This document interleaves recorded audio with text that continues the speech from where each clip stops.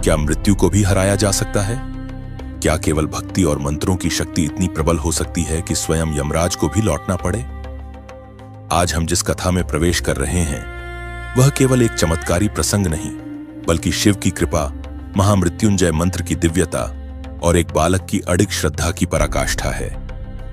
यह वो कथा है जहां एक 16 वर्ष का तपस्वी बालक मृत्यु के द्वार तक पहुंचा, लेकिन महामंत्र के प्रभाव से वापस लौटा, जीवित, विजयी और कालजयी। यह वह क्षण था जहां मंत्र केवल ध्वनि नहीं, ब्रह्मांड की अनहद गूंज बन गया। यह वह स्थिति थी जहां भक्ति मात्र भावना नहीं, बल्कि काल के सम्मुख खड़ी एक अदृश्य ढाल बन गई।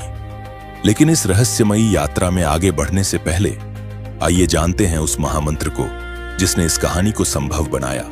ओम त्र्यंबकम यजामहे सुगंधिम पुष्टिवर्धनम उर्वारुकमिव बंधनान मृत्योर्मुक्षीय मामृतात्। यह है महामृत्युंजय मंत्र, एक ऐसा मंत्र जो भगवान शिव के त्रिनेत्र रूप को नमन करता है, जीवन में पुष्टि और सुगंध भरता है और मृत्यु जैसे कठिन बंधनों से मुक्ति की प्रार्थना करता है।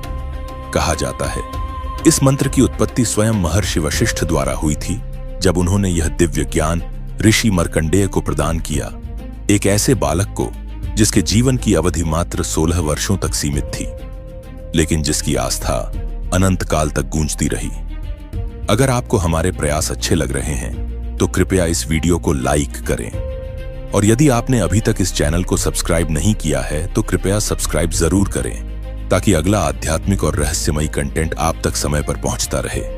यह है उस दिव्य कथा की शुरुआत जहां केवल आस्था नहीं, संकल्प भी जागता है, जहां केवल भक्ति नहीं, शिव की कृपा भी साकार होती है। बहुत समय पहले की बात है। एक तपस्वी दंपति थे, ऋषि मृकंडु और उनकी पत्नी मरुदमती। जीवन में सब कुछ था, तप, ज्ञान, संयम, पर एक अभाव उन्हें भीतर से खा रहा था। उन्हें संतान नहीं थी। वर्षों बीत गए परंतु उनके आश्रम में बाल स्वर नहीं गूंजा। एक दिन इस पीड़ा से व्याकुल होकर उन्होंने एक ही संकल्प लिया, शिव की शरण। मृकंडु ऋषि ने अपनी पत्नी के साथ मिलकर कठोर तप प्रारंभ किया। उन्होंने हिमालय के एक शीतल निर्जन स्थल पर शिवलिंग की स्थापना की और युगों तक केवल ओम नमः शिवाय का जाप किया। उनकी भक्ति, उनकी तपस्या इतनी निष्कलंक थी कि स्वयं भगवान शिव ने प्रकट होकर वरदान देने का वचन दिया। शिव बोले, हे मृकंडु, मैं तुम्हारी भक्ति से प्रसन्न हूं, मांगो क्या चाहते हो। मृकंडु ऋषि ने हाथ जोड़कर कहा, प्रभु, हमें एक संतान चाहिए जो तेजस्वी, ज्ञानी और धर्मपरायण हो। महादेव मुस्कुराए और बोले, 2 प्रकार के पुत्र होते हैं, एक जो दीर्घायु होता है पर सामान्य, दूसरा जो अल्पायु होता है लेकिन अद्वितीय, परम तेजस्वी, महाज्ञानी और शिव भक्त। तुम्हें कौन सा पुत्र चाहिए? मृकंडु और मरुदमती ने बिना संकोच के उत्तर दिया, हमें वही पुत्र चाहिए जो अद्वितीय हो, भले ही उसका जीवन छोटा क्यों ना हो, वह शिव के चरणों का दास हो, बस यही कामना है। शिव ने प्रसन्न होकर उन्हें वरदान दिया, तुम्हें एक पुत्र प्राप्त होगा जिसका नाम होगा मार्कंडेय। वह अद्भुत होगा, ज्ञान और भक्ति का प्रकाश होगा, पर उसका जीवन केवल 16 वर्षों का होगा। इसके साथ ही शिव अंतर्ध्यान हो गए। समय बीता और एक दिव्य बालक ने जन्म लिया। नाम रखा गया मार्कंडेय। उसकी आंखों में जिज्ञासा थी, उसके हृदय में भक्ति थी और उसके मन में शिव बसते थे। जन्म से ही उसका मन संसार में नहीं, शिव में था। वह बचपन से ही मंत्रों में रमने लगा। तप, ध्यान, वेदों का अध्ययन उसकी दिनचर्या बन गई। परंतु मृकंडु और मरुदमती के मन में एक चिंता थी, वह दिन जब मार्कंडेय की 16वीं वर्षगांठ आएगी। वे प्रतिदिन उसे देखते, उसकी भक्ति सुनते, पर भीतर एक तूफान चलता रहता, मृत्यु का भय। एक दिन उन्होंने मार्कंडेय को सब कुछ बता दिया। पुत्र, तुम्हारा जीवन केवल 16 वर्षों का है, यह वरदान शिव से मिला है। पर मार्कंडेय मुस्कुराया। उसने अपनी मां के हाथ पकड़कर कहा, मां, जो जीवन शिव ने दिया है वह भक्ति में बीते, इससे बड़ा वरदान और क्या होगा। मृत्यु निश्चित है पर भक्ति अमर है। और फिर वह दिन आया। मार्कंडेय के जीवन का 16वां वर्ष पूर्ण हो गया। आकाश पर अजीब सा सन्नाटा छा गया, सृष्टि मानो ठहर गई हो। मृकंडु और मरुदमती ने अश्रुपूर्ण नेत्रों से अपने पुत्र को देखा जो शिवलिंग के सामने बैठा था। और फिर प्रकट हुए काल के दूत। वो विकराल थे, अग्निस्वरूप, और बोले, हे बालक, तेरा समय पूर्ण हुआ, चल। मार्कंडेय शांत था। उसने कोई प्रतिकार नहीं किया, बस अपने दोनों हाथों से शिवलिंग को पकड़ लिया।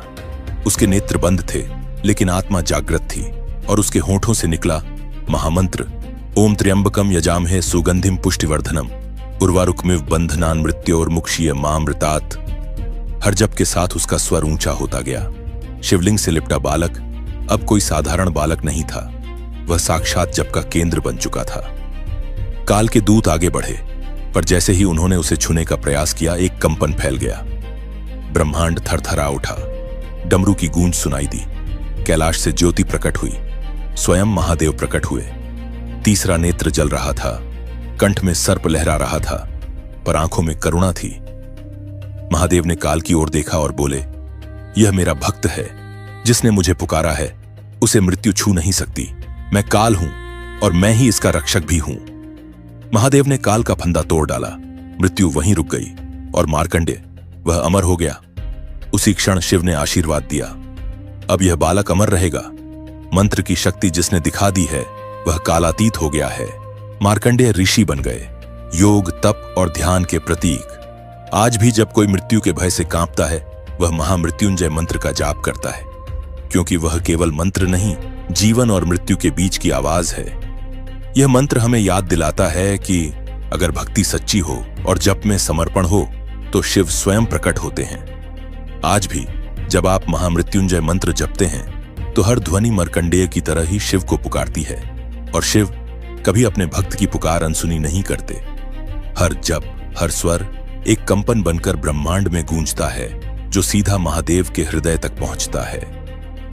जब कोई हृदय सच्ची श्रद्धा से मंत्र का उच्चारण करता है, तो वह केवल शब्द नहीं दोहरा रहा होता, वह आत्मा को ब्रह्म से जोड़ने वाला पुल बना रहा होता है। महामृत्युंजय जाप मृत्यु का अंत नहीं करता, यह भय का अंत करता है।